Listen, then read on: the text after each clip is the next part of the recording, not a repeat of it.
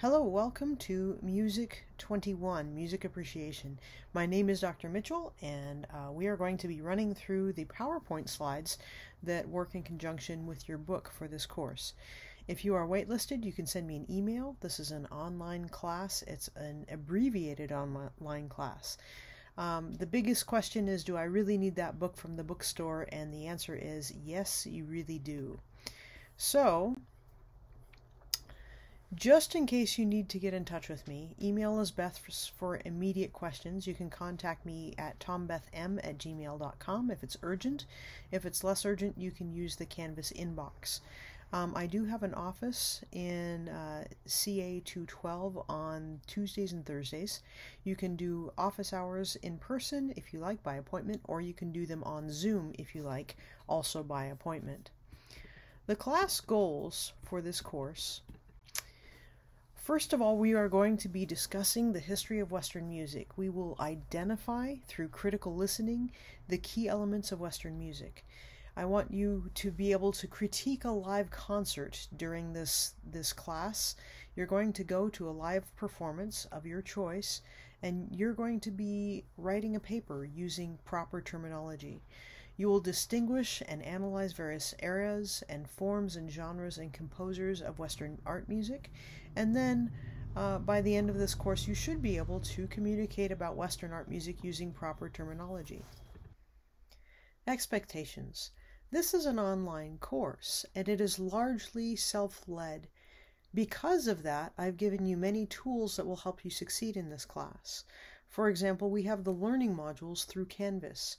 Every week you will work your way through the modules for this class, and you'll do the assignments and the quizzes and everything that is expected of you as outlined in the syllabus. There are reading assignments every single week, and so you are supposed to read the assigned chapters from the syllabus in the Pearson Revel ebook. This ebook, if you followed the instructions in the module, it will be linked to your Canvas class, and it will be very easy to access. Also, remember that not every single chapter is assigned. Only read the assigned chapters. If you read more than that, well, then you've done more than you need to, and you're very well informed. But use the listening guides as well for each of the assigned chapters to become familiar with and to study the pieces that you'll need to know for this class. These listening guides are interactive, and there are different ways that you can listen to this music and have oral and visual listening guides that help you really internalize and learn the music that you'll need to know. In this class, there are discussions and quizzes and assignments that are also in Canvas. You will do two papers. One is an early instrument paper, and one is a concert report. The concert report will require an outside class time commitment. You will need to go to an actual orchestra concert, a professional symphony orchestra concert, and you'll write a paper about that experience. For both of these papers, you will upload all of the papers into the Canvas assignment module. For the concert report, you'll turn in a rough draft and also a final draft. There's also a midterm and a final, which will kind of keep you on track. I offer extensive study materials for both of these so that you can do very well on them. Also, there are other activities on the Canvas module system which you will see as you work your way through the modules. There's also these bonus PowerPoint video lectures, of which this is one. If you learn better by working your way through videos, then you can certainly take advantage of these bonus PowerPoint videos. All right, for grading, we have 5% extra credit built in. So we have the Revel Listen to This, the reading assignments and the listening, that's worth 10%.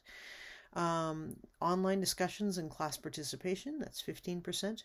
Unit quizzes through Canvas, 20%. Midterm exam, final exam in class, which is online in class, that's 20%. And then you have an early instrument report, and your specifics are in Canvas with the rubric and everything. You will pick an early instrument and write a paper on that, and more information on that as that gets closer. For concert reports, the specifics are also in Canvas. You will go to an orchestral concert, a classical orchestral concert.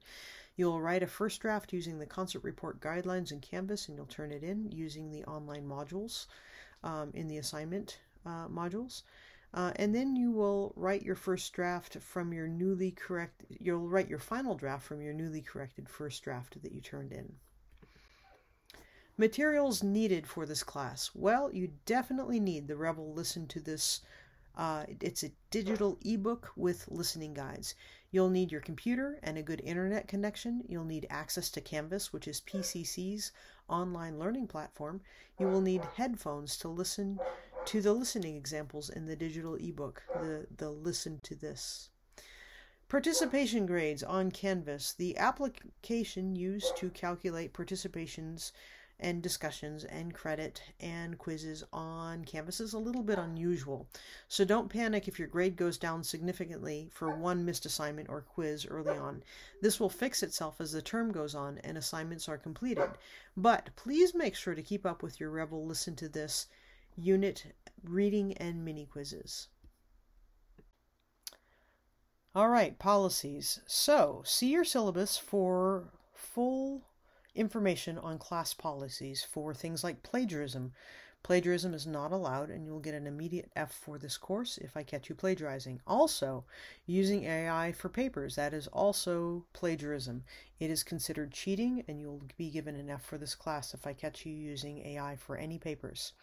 Attendance. Well, this is a self-led online course, so if you're turning in your work, then you are attending this class, so good job. Late work. Work can be turned in late. However, as soon as you turn it in late, you get a 50% off for any work that you turn in late, and it must be turned in within 2 days of the original deadline. DSPS services, that's also in our class syllabus for under policies. And student conduct in class or online. If you're online and you're associating with other students, whether it's through discussions or on our Friday review Zooms, you must treat each other with respect and kindness, and that's just expected. No bullying, no offensive comments. Yes, so read our syllabus for the longer version of all of these policies.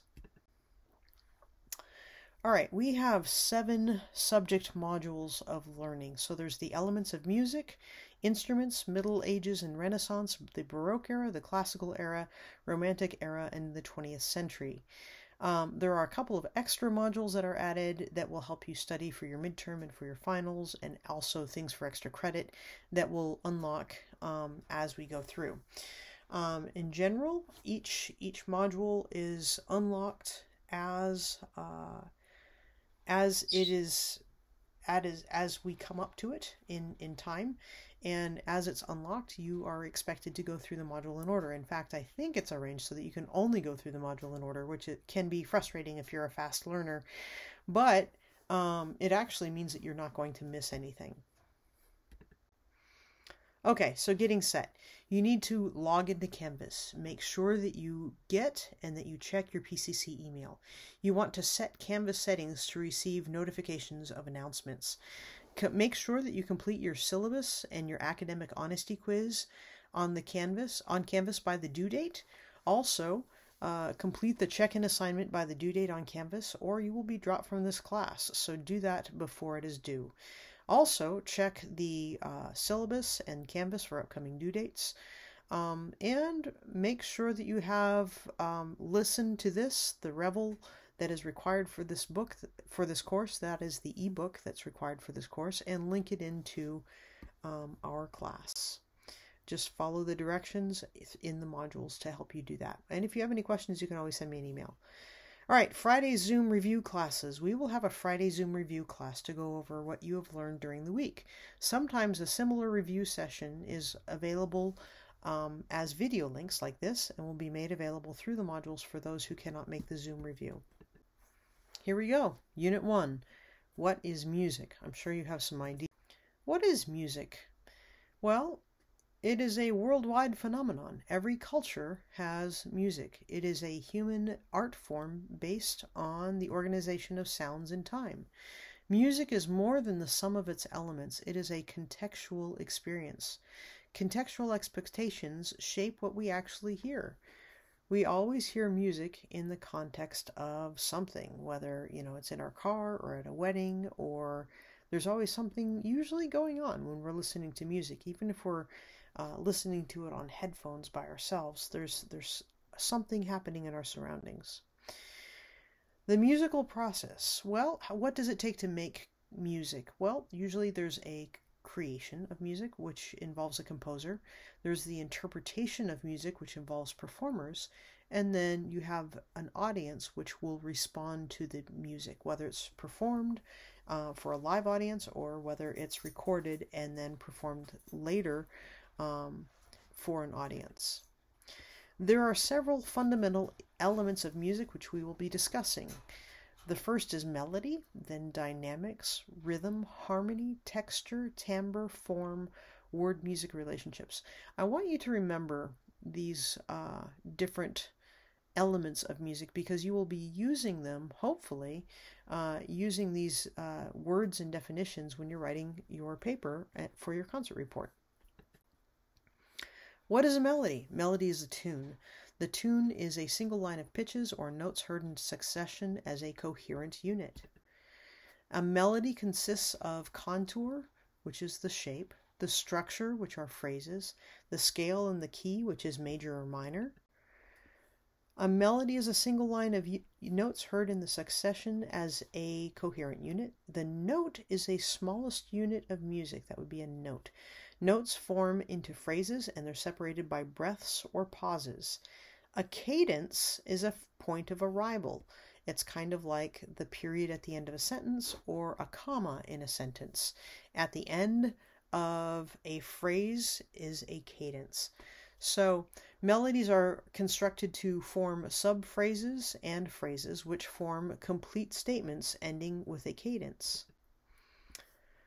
The melody has melodic motion, and it will either be conjunct, which is motion by step, or disjunct, motion by leaps.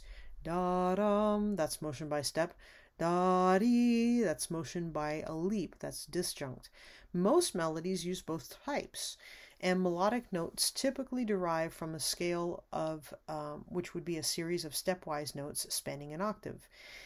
There are intervals in melody, and these are the distance between any two notes. Scales combine whole steps and half steps and form the building blocks of a melody. Now, if you want examples of these things, you need to make sure that you go back in your reading in the book, and you can click on the play buttons in the Pearson Revel reading, and you will have oral examples of all of these different things. Not only they'll use the Star Spangled Banner to show you what conjunct and disjunct steps are and what a scale is and major and minor, so you can hear as you're reading along in your book, and so that this all is going to make much more sense to be able to hear it as it goes along. The melody, more on melody. Usually there's a central note of a scale or in the melody which determines its key. The standard Western music generally uses 12 keys with two possible modes. You have a major mode and a minor mode. A major mode generally sounds pretty happy, so it's do, re, mi, fa, sol, la, ti, do. It's major. It sounds kind of bright and happy. The minor mode is the same as a major mode, but the lowered mi is considered me. So do, re, mi, fa, sol, la, ti, do. That is a minor scale. So it sounds kind of spooky, sort of like Halloween. A lot of times people will mix modes, composers will mix modes to create melodic contrast. Okay, dynamics. I'm pretty sure you've all heard of dynamics before. This is a term that is used to indicate relative volumes. So you have loud, you have soft, you have things that are in the middle. And in a piece, often you will have dynamics that range from very soft to very loud because contrast makes things interesting. You can change suddenly or gradually. And dynamics are usually referred to in music using Italian terms. Well, what Italian terms are those? Well, all right, so we have pianissimo, which is abbreviated as PP. It means very soft, like, shh, it's pianissimo. Then we have piano, which means soft. We have mezzo piano. Mezzo is a word, Italian word for medium. Medium piano, which means medium soft. Then we have mezzo forte. Forte is a word for loud, so mezzo forte is medium loud. Then we have forte, which stands for loud, and fortissimo is very loud. If you look at pianissimo, it means very soft. Fortissimo means very loud. Issimo means very in Italian. Okay, then the next part of our elements of music is the rhythm. Rhythm is the ordering of music through time. There is meter, which is an underlying recurring pattern of beats. There's a triple meter where you have one strong beat followed by two weak beats. So it's like 1, 2, 3, 1, 2, 3, 1, 2, 3, 1, 2, 3. You may hear a parakeet in the background. He's helping me keep count. Then there's duple meter, one strong beat followed by one weak beat. 1, 2, 1, 2, 1, 2, 1, 2. A lot of marches are in duple meter. We also have measures in music, which are, it's a rhythmic unit formed by the meter. So we will have measures that might be in 4/4, and there would be 4 beats per measure. The durations of notes, long versus short, can vary within a measure. If they were all equally the same, that music would be boring. Then we also have tempo, the speed of which a work of music is performed. How fast that piece is performed is our tempo. How slowly the piece is performed is our tempo. Also in music we have harmony. Harmony is the sound created by multiple notes which are played or sung simultaneously. So if you have one note that is played and then you have another note that's against it, that would be some sort of harmony. It might be beautiful harmony, it might be discordant harmony. But if melody functions horizontally, then harmony functions vertically. Harmony is has a direct relationship with the melody. Harmony presents notes drawn from a scale simultaneously, the same scale generally that the melody was formed from. Then there's a chord, which are 3 or more notes played at the same time.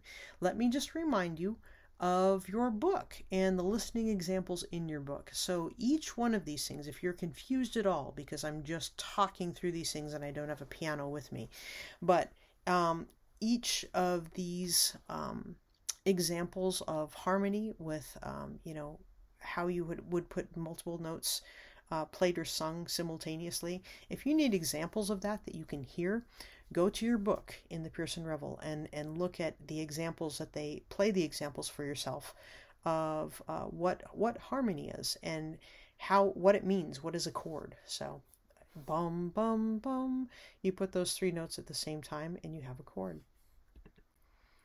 Okay, next we have more on the harmony. Most harmonizations use different chords to create variety. Again, if everything were exactly the same, then it would be boring. A single melody can be harmonized in more than one way. Think of all the different ways you have heard the Star-Spangled Banner performed. It gets pretty creative, doesn't it? Harmony works on a small scale and also on a large scale. It just depends on how many voices there are. There's also something in harmony called the tonic. The tonic means the primary key area of a piece. So the key of a piece, the first note of that key is the tonic pitch. And then you can have the tonic chords, which that is used to create the primary key area of the piece.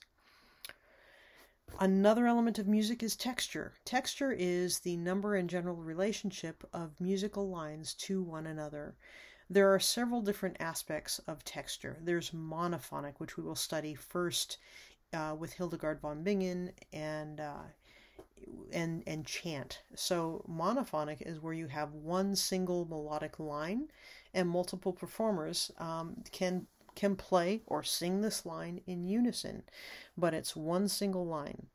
Homophonic is where you have a melody with supporting accompaniment. So most of the songs that you hear on the radio are homophonic, where you have someone singing and then the accompaniment to that song. That would be a homophonic arrangement. And then there's another aspect of texture, which would be polyphonic. And I describe this kind of as spaghetti, where you have a melody performed against another line of equal importance. And essentially, every single line is a melody. It's a different kind of melody, and all of those lines are important. Like spaghetti. Think about, is one piece of spaghetti any more important than another piece of spaghetti? Absolutely not. It's all just delicious. Another aspect of music is the timbre. Timbre is the color of the music and the character of the sound. A pitch is a specific frequency of sound, and many instruments can play the same pitch. Each instrument has its own distinctive register or span of pitches that it can create from high to low. There's a range of musical, the range of musical timbre is enormous, from instruments to voices, individually or together in combinations. Now, this is actually a very expansive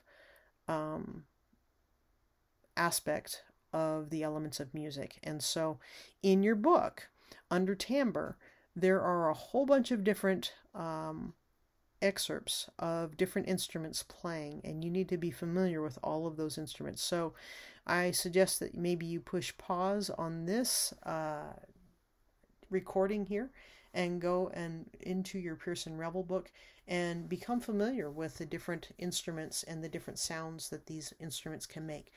And that is what timbre is. It's the color of music and the character of the sound, which is defined usually by the different instruments. And then when you put those instruments together, that can create yet another timbre as they're blending together, creating different types of sound and different types of colors.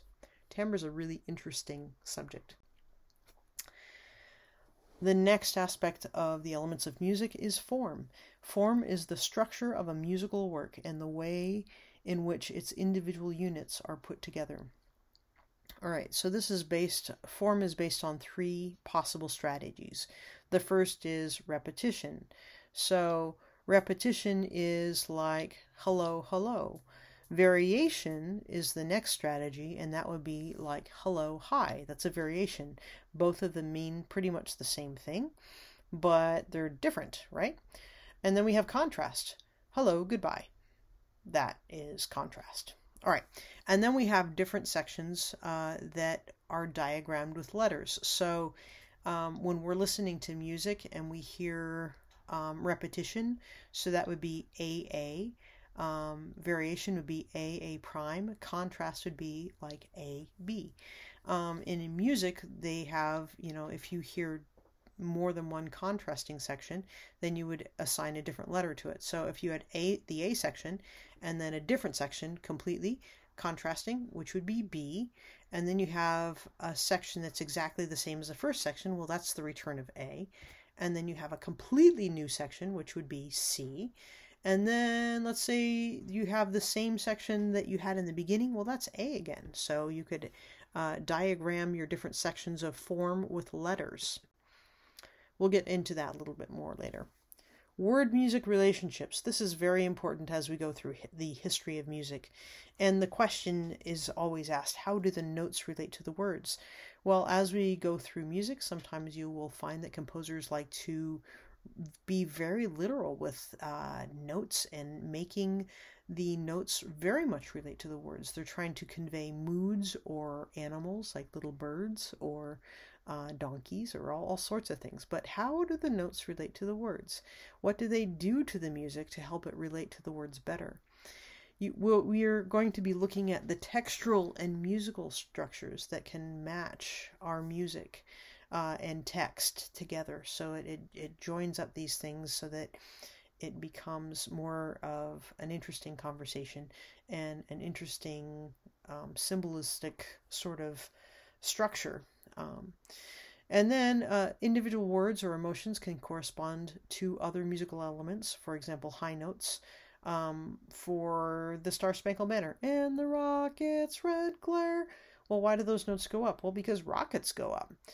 O'er the land of the free. Why is the word free going all the way up? Well, because that's a note they want you to focus on and an idea of freedom that they want you to focus on. Interesting stuff. That's just from the Star Spangled Banner. Who would have thought that they would have thought about that? A framework for listening, genre. Okay, so genre is the final or is the next aspect for listening to music. And what you're going to be doing is listening to Benjamin Britten's Guide to the Orchestra and kind of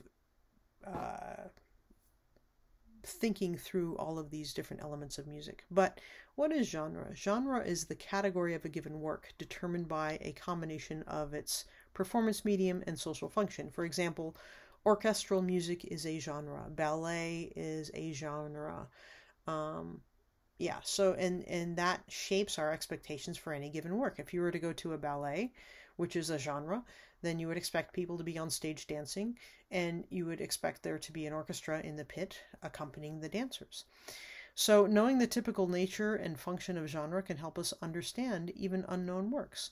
If I were to go to the opera, I would expect people singing on stage with scenery in the background. And so even if I'd never seen that opera before, I knew by its genre, which was opera, what to expect. Hearing the elements together. So the when you listen to the examples in the reading, you're going to hear this example of Benjamin Britten's Guide to the Orchestra, and it will showcase the principal instruments of the orchestra. It will present them in a systematic fashion, first as the four major families of instruments and then individually. And you will hear an enormous variety of timbre, a lot of different sorts of instruments combined in different variations. And the variations of a single theme, there's one theme that runs through this entire piece, and it's actually based on an old theme written by Henry Purcell in the 17th century, which is the 1600s. And so each one of these instruments will somehow present this theme in combination with each other and also individually. Okay, that's all for the orientation and also for the first PowerPoint on the elements of music.